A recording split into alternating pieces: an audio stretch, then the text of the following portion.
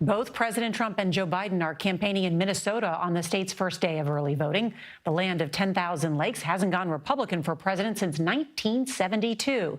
President Trump narrowly lost there 4 years ago, and this time he hopes it goes differently. Here's CBS's Ed O'Keefe.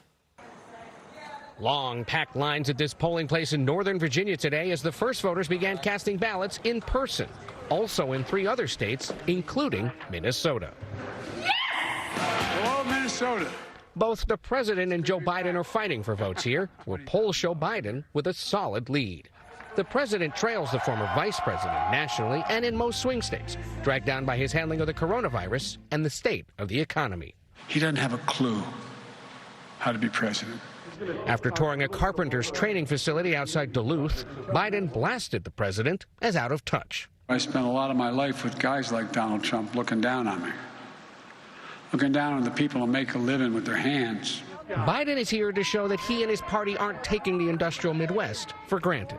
Biden's devastated the island of Puerto Rico. Meanwhile, the president made a play for critical Puerto Rican support in Florida, arguing Biden had failed them and announcing new federal funding for the island worth $13 billion. I'm the best thing that ever happened to Puerto Rico.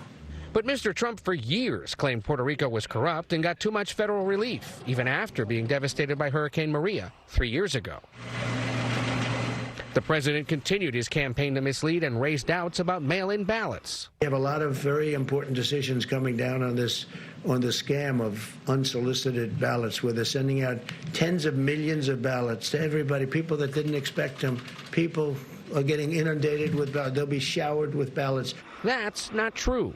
Just 5 states hold predominantly mail-in elections, while another 4 and D.C. are sending out absentee ballots to registered voters. Meanwhile, a federal judge in Washington state is blocking changes at the U.S. Postal Service made by Postmaster General Louis DeJoy, a Trump ally. The judge called him a politically motivated attack that likely would slow the elections. Nora? All right, Ed O'Keefe there in Minnesota. Thank you.